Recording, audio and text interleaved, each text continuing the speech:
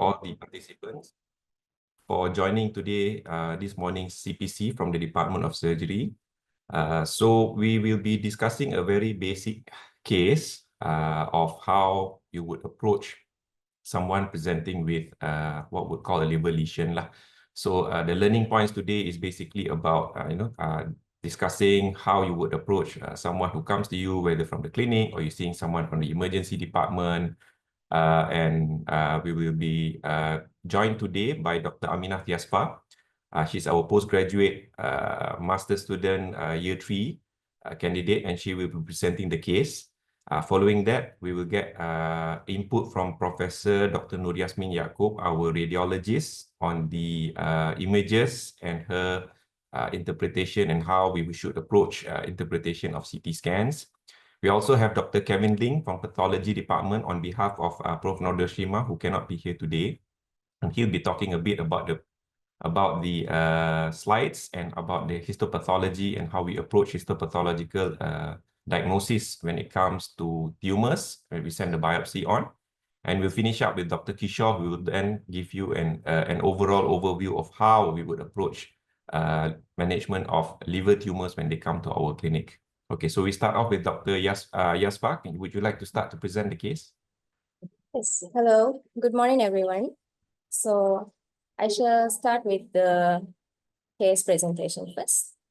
So this is Miss LS, a 57-year-old lady who came with a complaint of lethargy, early satiety, abdominal discomfort. She went to a private center and was worked up, and a CCT was done, which found a liver lesion, and then referred to our hospital.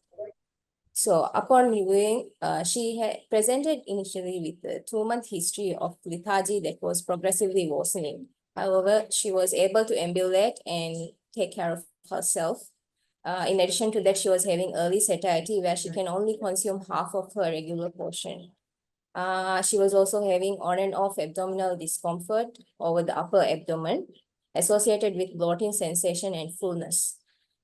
She also had a weight loss of 4 kg in the past 2 months. So would anyone like to ask any further history or anything else?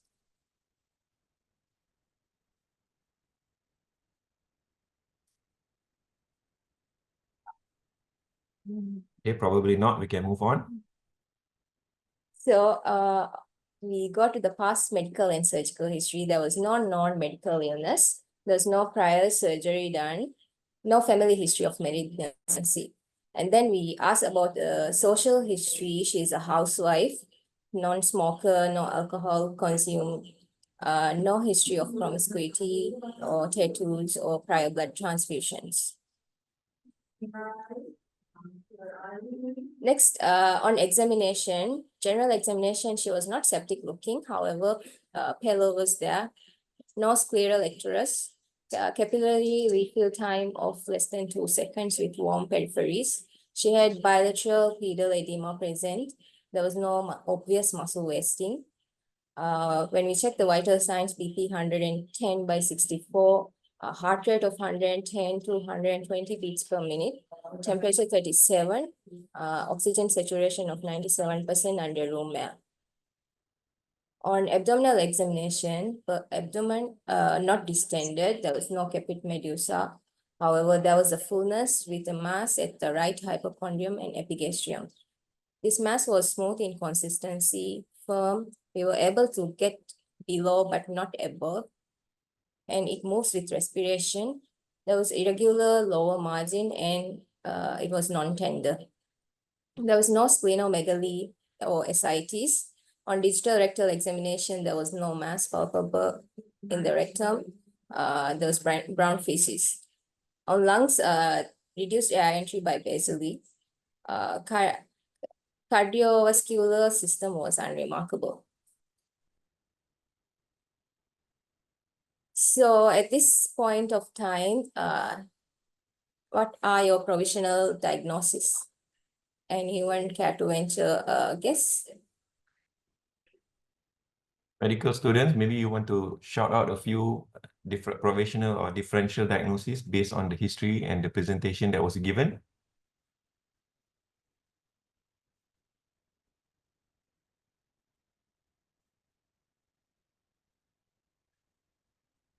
Yeah. Yeah. And write in the chat also.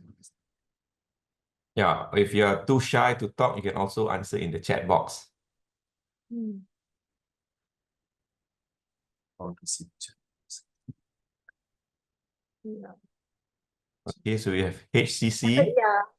Okay, Yeah, correct. Hepatocellular carcinoma. anything else? Okay, gastric Yes, cancer. Could possible. be, but the location of the mass is more on the right hypochondrium rather than in the midline or in the left side. Pancreatic cancer, okay, can be, but the patient is not jaundice, remember. Intrahepatic cholangiocarcinoma, also okay, maybe a good guess that you have, but usually it's not associated with a large mass, okay. Okay, maybe Yazfa, we can move on with the rest of the differentials that you were thinking of. So it can be on top of the list, hepatocellular carcinoma, or it can be metastatic carcinoma of the liver with a non-primary, liver cyst, liver hemangioma, focal nodular hyperplasia of the liver, gallbladder carcinoma with hepatic extension, or it can be cholangiocarcinoma or a choledochosis type 4A or type 5. Okay, so based on the differential diagnosis, Yazfa, you were putting it most of it that I found that it were liver, right? So this Yes. was in keeping with what you found, is it? Or during physical examination, it was a liver mass, that you were confident that this was a liver mass, I presume. Okay. Yes. So what would you have done? What did we do next? So at this point of time, looking at her general condition and she looked pale and tachycardic, I would admit her and resuscitate and further workup.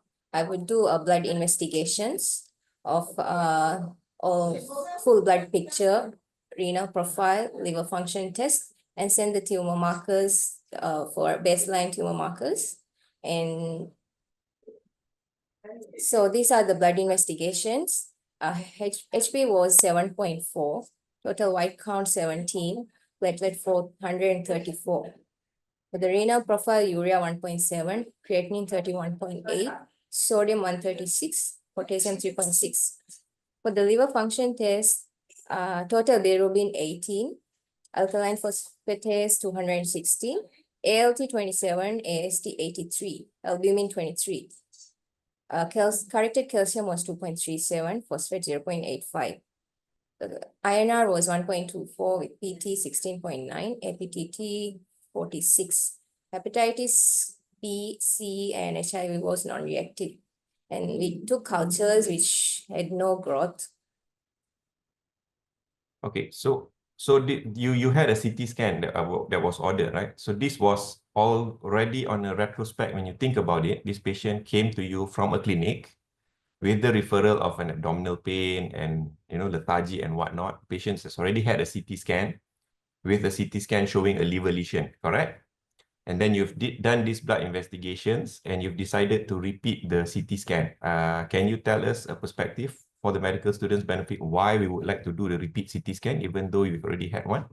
Even though she had a CT scan done with which showed a liver lesion, her HP was 7.4 from the baseline of 9, which shows a drop.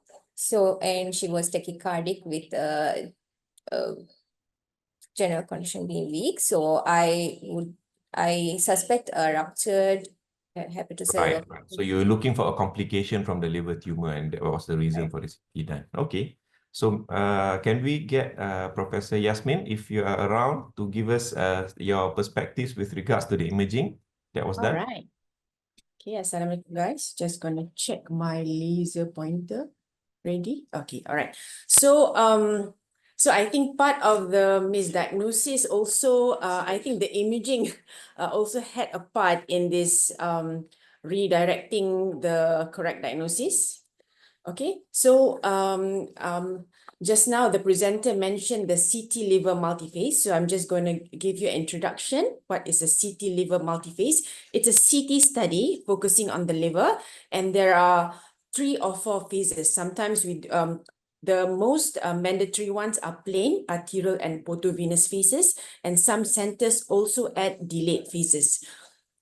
So these dynamic phases of the liver study will demonstrate the dynamic characteristics of certain liver malignancies.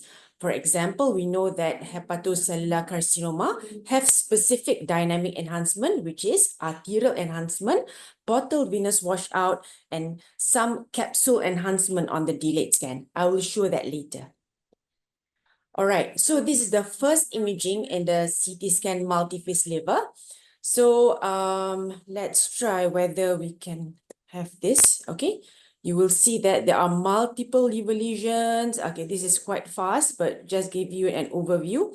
The scan was done and showed multiple liver lesions of varying sizes, and the largest is 12 centimeter in diameter, and we can't see the portal vein on the right. So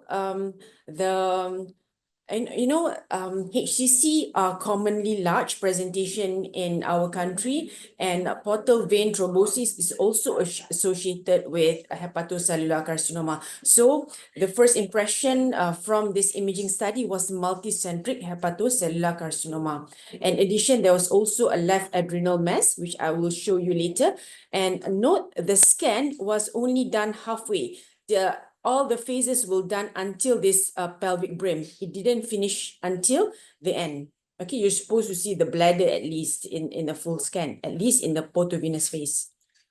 All right, just to show you, this is the enhancement of the multiple liver lesions. This one as well. There's a necrotic center, and you can see that this is a large adrenal mass. You compare it on to the right side, there were no adrenal mass on this side. Okay. All right. Okay. So when the patient came to our center, we repeated the scan in view of a possible rupture bleeding. So indeed, we did a multi-phase liver scan again. All right. This time, our center protocol, it's mandatory to have the portovenous phase covering the whole abdomen and until the pubic symphysis. Okay. Let's see this and just watch my cursor. And okay, besides the liver lesion, we've already seen multiple. So just focus on the pelvis. Okay, there's no dilated bowels. And you will see that this somewhere here. Nanti I'll show you a bit better on the exam. There you go. There you go. There's a mass in the sigmoid colon. Nanti I show you. Okay, this is the one. Okay, this is part of the sigmoid colon lumen. Okay, the lumen is narrowed and there's a mass surrounding it. Okay, the colon was non-obstructive at the time of study, and there were pericolic lymphadenopathy. Right. So we've got liver lesions, we've got sigmoid mass, and we have pericolic lymphadenopathy. All right, retrospective-wise, the dynamic enhancement is, this is a bit advanced for the medical student, but if you are specializing in GI imaging, you would notice that the enhancement retain itself. So instead of having the characteristic washout, the enhancement maintained. So you can see that I think around 40 here and around 80 here. So there's an increase because the contrast, because of the fibrotic stroma of the malignant cells, it sort of retain contrast. It's called desmoplastic characteristic. All right. Okay. So more or less it should be, you know, something like cholangiocarcinoma have some desmoplastic reaction. Colorectal also have it. And there are many other tumors, but not that of HCC. But liver mets are usually smaller and multiple, and this is a bit quite large, and I don't blame them for diagnosing hepatocellular carcinoma. Okay, for interest sake, I'm just showing you, this is a typical dynamic HCC enhancement. You can see the arterial enhancement, portal venous washout, and sometimes you can see the capsule surrounding the mass. All right, that's it for me. Continue on. Thank you, Prof. Yazmin. So we can see that, as Prof. Yazmin has mentioned just now, the presentation of this mass was a bit abnormal in the sense that it could have derailed your provisional diagnosis because you suspected something from the mass. And this is especially so when your patient comes from the outside with a referral letter telling you specifically this patient had certain set of symptoms. And with that certain set of symptoms, it comes to you with an image, with a radiologist report from the outside, and it tells you this is hepatocellular carcinoma, please manage this patient, right? So here we are getting caught with our pants down. That is actually not HCC. Because I guess when we assess these patients, when these patients come to us, sometimes you forgot the most important thing, which is to go back to the history. So Dr. Yazfa, once we had this information from Prof. Yazmin and the team that we probably have another diagnosis to entertain, what did you do next? So, despite our initial diagnosis being hepatocellular carcinoma, we on CT scan we found that it is not, as described by Prof. Yazmin, and with the new finding of a sigmoid colon tumor, I would go back to the patient and get more digging up, more history. So upon taking history, she actually has been complaining of loose stool, which was progressing for the past 2 months. She's been having loose stools for 3 to 4 times a day and associated with tenesmus. So with this history, I would go for a colonoscopy.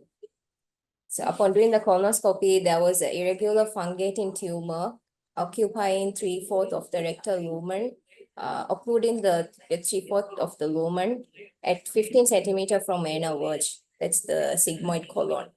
We were unable to pass the scope beyond the tumor, and there was contact bleeding, as you can see here. So we have taken multiple biopsies. So at this point of time, Dr. Yazfa, maybe you can just tell for the benefit of the medical students, when you say you're unable to pass the scope beyond the tumor, what would be significant for the medical students if they see this word that we say? It means that if there is impending obstruction or endoscopically obstructed, we And we cannot are not pass. able to assess anything proximal to that, isn't it, with the scope? But luckily we had the CT scan, so in general we know there's no other lesions in the colon, but still at some stage the rest of the colon will need to be assessed with the colonoscopy later. So we took biopsies, right? So and by this time our tumor markers were also back.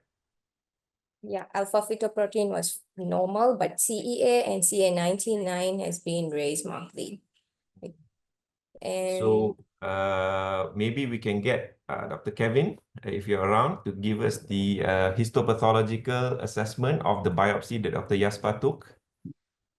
So hi all. So I will proceed with the histopathological examination for medical students. So this grossing station where the pathologist will gross the specimens. So you can see it's taking the sections for the representative sections. So prior sending the HP examinations, we need some information. So importantly, need to write the clinical history, radiological findings, and other laboratory investigation in the specimen form. So specimen received can be either the biopsy specimen or resected specimens. So the HPE, during HPE, we will see under the microscope for microscopic examination. If needed, then we will proceed with ancillary studies to confirm the diagnosis. So the ancillary studies such as immunohistochemistry, or short form is IHC, and then spatial scan, and also molecular studies. So ancillary studies are needed when there is diagnosing a dilemma, which is diagnosing challenging cases. Want to differentiate between primary and also secondary lesions. Thirdly, ancillary study can be used for tumor grading. So this the microscopic picture shows adenocarcinoma of colon, which you may encounter during preclinical years. So this you can see there is a high-grade dysplasia from the surface mucosa epithelium. So it will further progress, then infiltrate through the submucosa layer into the muscularis propria. Then this we call is an adenocarcinoma of colon. So in the event of metastasis of colon, we need to do further immunohistochemistry to confirm the origin, which is whether from the adenocarcinoma from the colon. We'll do CK7, CK20, and CDX2. So adenocarcinoma of colon, the CK20 and CDX2 will be positive, while CK7 will be negative. While for his hepatocellular carcinoma is a primary tumor of malignancy of the liver, where the hepatocyte is proliferating and increase the cell plate and also loss of portal threat. So immunohistochemistry can be helpful, especially we use HEPA1 and also glypican-3, which will be positive in these malignant hepatocytes, while will be negative for CK7 and 20. So back to our case. So our case is a patient who had outer bowel habit. CT scan shows huge liver lesions. Sigmoid colon shows intraluminal mass with a pericolic lymphadenopathy. So the specimen sent for the biopsy from the upper rectal tube. This microscopic view shows multiple fragments of colonic tissue, where there's areas of this complex glandular architectures. We can see here, these are all the malignant epithelium complex in architectures, then with a surround of inflamed stroma. These are all inflamed stroma with these lymphocyte infiltrates. So these are higher magnifications. So you can see the nucleus appears enlarged, elongated, hyperchromatic, and also eosinophilic cytoplasms. Also, all these features are for the high-grade features. For the invasion part, sometimes biopsy might be difficult. So we need to see under the microscope to see there's invasion to the submucosa. Then we can call it as adenocarcinoma. So final interpretation, we interpret this upper rectal tumor as a high-grade dysplasia suspicious of invasions. With that, thank you. Okay, thanks, Dr. Kevin. Just a quick question, if you don't mind. Oh, Dr. Kevin has left. It's just that in this situation that we actually give you the colonic specimen, right? So it's basically a straightforward so that you can actually straight away look for colon cancer.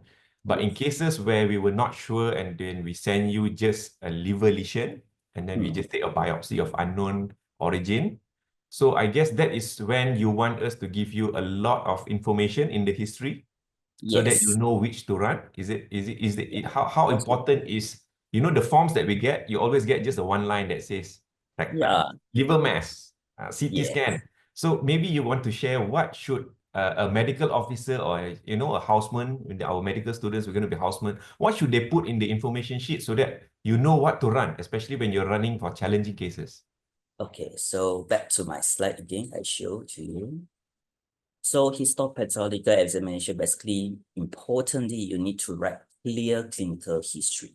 So you need to write the age, the sex, then what's the clinical presentation in this patient, the outer bowel habit, which is the important clinical history. Then also have a liver mass. So the radiological finding is important, whether this liver lesion or colon lesion, is it forming a mass? So we want to correlate, is it two primary tumor or is it a metastasis from the colon to the liver? So it's the radiological findings is important. Then other laboratory investigation is also needed to be written. The best if we've got colonoscopy finding, that's you find a mass, fungating mass, then we can be very sure that it's the colon. So you want as much information rather than a vague, general exam results, right? Okay. Yes. Understood. Thank you very much. Thank you. So back to Dr. Yazfa. So with this interpretation from the pathologist, which says they have a high-grade dysplasia with a suspicion for invasion and the history. So what did we decide to do for this patient? So now with the final diagnosis being the metastatic rectal cancer with metastasis to the liver and left adrenal gland, and with impending obstruction because the tumor is occluding 3/4 of the lumen of the sigmoid colon. We had a multidisciplinary team discussion involving all the teams, and patient underwent a colonic stenting with the help of a colorectal team. We managed to insert a stent beyond the tumor so that patient will be able to pass motion. After that, patient was started on palliative chemotherapy. So for the benefit of the medical students, it's very important in this day and age, once we have diagnosed any malignancy, before we decide on embarking the treatment, most of our patients should actually undergo a multidisciplinary team meeting where the participants would include the oncologists. In this case, because it's a colonic cancer to begin with, the primary, we get the colorectal surgeons to be involved. Okay, with the pathologists if necessary when there are difficulties or doubts with regards to the diagnosis. And we all sit together and then we decide what with regards to the best management plan for the patient. So the treatment is always individualized. So in this MDT discussion, then we can get to actually discuss per patient with regards to the best management of for the patient. Okay, so I think that Dr. Yazfa, this is your end. So we're going to get Dr. Kishore to come in. So as you can see that we've had a bit of even though it took a bit longer than necessary, but we eventually got the patient on the right track with regards to managing the patient. Okay, so someone who comes to you, again, I said this is a bit of an odd case because the patient comes to you from the outside with a history of, of upper abdominal symptoms. She didn't offer any of the lower GI type of symptoms. The CT scan shows a very large lesion, which, like Prof. Yazmin has said, this is, atypical for what you would see with metastasis. You would think this was a primary from the liver, and also a bit of, maybe, again, like I said, sometimes it's because you see a referral, especially a referral coming from a private center signed by a consultant surgeon with the referral letter of the history. You see a CT scan, again, signed by another consultant with the CT scan report. So we tend to take things for granted. That we think, okay, this is HCC being referred to me as a hepatobiliary surgeon. What am I going to do next, right? But I think one of the take-home message, I'm sure Dr. Kishore will share you more, is always go back to the history, start fresh, get the new perspective, even though the patient who is referring to you may be your friend, your colleague, or your senior. Okay, so this is the most important thing of managing any patient. So Dr. Kishore is going to tell us how the proper way of actually approaching a patient who comes to you in the first time with any liver lesion for that matter, and then he will take on to with regards to how you should actually work this patient up. Over to you, Dr. Kishore. Thank you, Prof. Azlan. Good morning, everybody. So I'm just going to recap a lot of what was already discussed and mentioned by all our presenters. So before we go into the approach, I'd just like to discuss a little bit about how generally we classify liver lesions. So it can be benign or malignant. So our focus is malignant liver lesions. Metastatic liver lesions tend to be the more common cause of liver lesions. Primary liver cancers can be hepatocellular carcinoma, cholangiocarcinoma, or tumors arising from the mesenchyma, or hepatoblastoma in children. All right, so I'll just describe a little bit about each of these. Primary hepatic cancers actually only make up about 5-6% of all liver cancers. So hepatocellular carcinoma is the most common primary liver cancer, and is the 6th most common among men in Malaysia. Okay, so it's fairly big burden actually in terms of cancer in Malaysia. And liver cirrhosis is the strongest predisposing factor. Second most common is cholangiocarcinoma.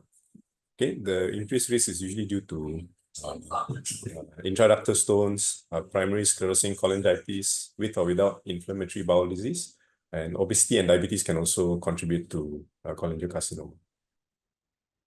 The rarer forms of primary liver cancers are like fibrolamellar variant of hepatocellular carcinoma. So usually affects young adults with non-cirrhotic liver. Mesenchymal tumors is quite rare, less than 1%. So these are the connective tissues and lymphatics and vascular structures around the liver. So angiosarcomas, leiomyosarcomas, schwannomas, and lymphomas. In children, hepatoblastoma is the most common type of liver cancer. Okay, so we're going to focus mainly on adult cancers, so we won't be discussing much about that. Metastatic liver malignancies make up about 95% of all malignant liver lesions. So primary cancers that commonly spread to liver include colon, like in our patient, breast, lung, pancreas, renal, and skin, malignant melanomas. All right. So as in approach to any patient who presents to a doctor for any reason, the history and examination and investigations are important. So the biggest bulk of the task of actually young doctors or the person who's seeing the patient for the first time is actually the history and examination component, right? So when a patient comes with who's referred or comes with symptoms with abdominal or hepatic mass, usually they can come with various presentations. Sometimes they do come with symptoms such as pain, or they have a dull sensation, or they feel the fullness around the upper abdomen. Some cases, they may be, like our patient who was referred from another center based on what they took from history, examination, and investigations. Or sometimes it's referred from another center because of an incidental finding. They may have gone for another problem, but they had investigations done or imaging done, and they found that the patient actually had a liver lesion and was referred to the appropriate doctors or center for further management. So as in all patients, the devil's in the details. So history is vital to identify if there's a potential primary site for malignancy. And also you want to see if there isn't, maybe the patient might have risk factors for liver cirrhosis. So this list actually shows all the common cancers that can present with liver metastasis. Sometimes the patient may not come forth with initial symptoms of these primary cancers. So you may have to probe further and explore these symptoms, although they did not provide them. So for example, like colon, altered bowel habit, tenesmus, and melena. Breast may come with a lump or nipple discharge, lung, coughing, dyspnea, okay, so on and so forth. Kidneys, renal might have painless hematuria or swelling around the flank. Skin, sometimes they may have noticed a lesion that's changing in size or growing, or might have bleeding. Okay, as for risk factors for liver cirrhosis, hepatitis infection B and C, we have to explore about IV drug abuse. Patient might have family history. It means the siblings or the parents might actually have hepatitis without all the other high-risk features. Patients might have had history of blood transfusion or repeated blood transfusions. That might have caused the hepatitis infection. It might be sexually transmitted, or in some cases might be tattoos where the needles were not appropriately sterilized or they share needles. Okay, chronic alcoholic abuse, non-alcoholic fatty liver disease, smoking and diabetes all can also contribute to patients developing liver cirrhosis without having hepatitis infection. So this can also cause chronic inflammation that might lead to hepatocellular carcinoma. So other relevant histories might need is a prior history of biliary stone disease, family history of malignancies, occupation, and diet. Okay, on examination, also there's nothing special or specific, but in general, look at the patient's nutrition status, if they are jaundice or if they have any stigmatas or chronic liver disease. Abdominal examination is assess the liver for the span, any mass, ascites. The kidneys may be ballotable in patients who have renal cell carcinoma, and digital rectal examination for anorectal lesions. Other sites need to look for primary cancers, breast important, respiratory system. You might actually find the patient might have a reduced entry or crepitations. Skin, including the perianal region, because sometimes the patients may not notice that they actually have a lesion around the region because it's difficult to actually look at those areas. So perineum, perianal region should also be inspected if you're not sure where a primary cancer could be arising in a patient who might have a liver lesion. Okay. As for investigations, laboratory workup, usually the usual panel of investigations that we take is liver function test, full blood count, renal profile, coagulation profile. Tumor markers are something that we take usually as an adjunct to confirm diagnosis. They should not be used as a primary mode to say the patient has cancer, because like you can see in the list here, some of these cancers actually have multiple tumor markers. And the problem with tumor markers is they can be elevated for various reasons. Non-malignant cancers problems also can cause increase in some tumor markers. And in some cancers, the tumor markers may not be elevated. Okay, sometimes in patients with colorectal cancer, CEA may be normal. Or in patients with hepatocellular carcinoma, especially if they have fibrolamellar variant, the alpha-fetoprotein can be normal. So we cannot use tumor markers as the primary investigation or to say the patient definitely has or does not have cancer. So it has to be in tandem with clinical assessment and other investigations. Okay, so imaging for liver lesions, I think Prof. Yazmin has already described in fair detail about how to appraise an investigation to see whether it could be a primary liver cancer or it's a metastatic liver lesion. So ultrasound sometimes is done as a baseline to see if it is actually a liver lesion before we move on to more complex imaging like the CT liver foreface or an MRI. In some cases, actually, if you're suspecting other malignancies from other areas, primary cancers, the other imaging might be necessary. So for example, like breast lesions, an ultrasound breast or mammogram is important. Renal, then might need an ultrasound of the kidney, urinary bladder, and a CT renal foreface. So imaging should be tailored to what we suspect is causing the cancer. Is it a primary problem or is it a secondary problem? So like in our patient's case, unfortunately, because the initial history was not obtained, the CT scan also did not get extended to the pelvis and then the bladder. So the colonic tumor was actually missed. So unfortunately, that caused a bit of delay in the management that patient would have caused. And it was actually a misdiagnosis. So when it was referred to us, we are probably not the first team that should be seeing the patient. You should have gone to probably a colorectal surgeon first. Then they could have done the colonoscopy earlier and then done the stenting earlier. Right? Okay, so moving on to other investigations like endoscopy, if based on the symptoms, so to look, or DDS, colonoscopy, or sometimes even an ERCP might be needed in patients with cholangiocarcinoma. And finally, biopsy is part of the workup. So this can be done via endoscopic, like our patient, or some cases may require image-guided biopsy in like patients with just a liver lesion that we're not sure what is the problem. And in some cases, surgical biopsy. So this is commonly done in cases where patient has a palpable mass, usually like a lymph node that can be biopsied to see whether it's where is the cancer arising from.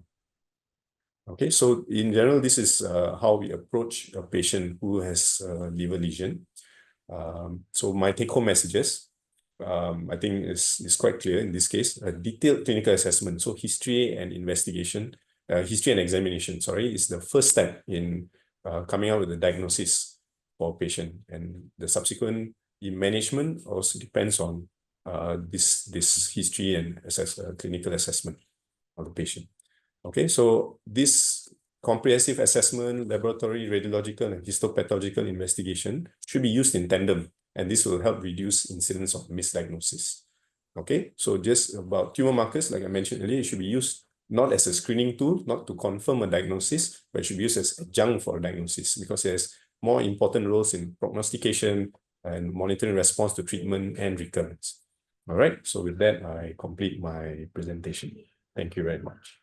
Okay, thank you very much, Dr. Kishore, for the comprehensive overview on assessing someone with liver masses. So as we can see that the take-home messages is similar across the board. I would agree with all of that, you know, in the medical field, the most important thing is always the clinical assessment of the patient, what the patient is telling us. Sometimes it's difficult because the patient will be silent with regards to certain information because they might not know whether this is important or this is relevant. Some patients will tell you everything and even the things which are not related, and it's very difficult to sift out important information and things that you can keep aside. But there are also patients who are quiet. Okay, so it's very important for you to be able to get the history and get as much information as you can before you order any further investigation, because from the history, you will know what investigation would be relevant to this case. So in this situation, if we have had the history of the patient having this loose and altered bowel, probably the CT scan would not have been the first investigation. It would have been a colonoscopy as the first step. right? And following the colonoscopy, then you would order a proper CT of thorax, abdomen, pelvis, which would have helped you identify the diagnosis earlier without having to do 2 CT scans, and you know, that would have helped with regards to the management. And even in that case, the tumor markers probably would not have been significant to begin with. You would only take it as a marker to be used in the follow-up management with regards to treatment response and whatnot, rather than as a screening tool to begin with. Okay, so I think that is all for today. It's a very short case. We are not going to talk about anything complex or any difficult case management. What we wanted to highlight was the importance of going back to basics, of getting a good comprehensive history, examining the patient, and then decide based on your history and examination findings to come up with relevant provisional and differential diagnosis, and then take on the management from there on. Okay, so I think with that, we conclude our presentation for today. Okay, so I guess with that, we come to the end of today's CPC presentation. Again, thank you very much, everyone, for joining. So with that, we end our session today. Okay, Assalamualaikum warahmatullahi wabarakatuh.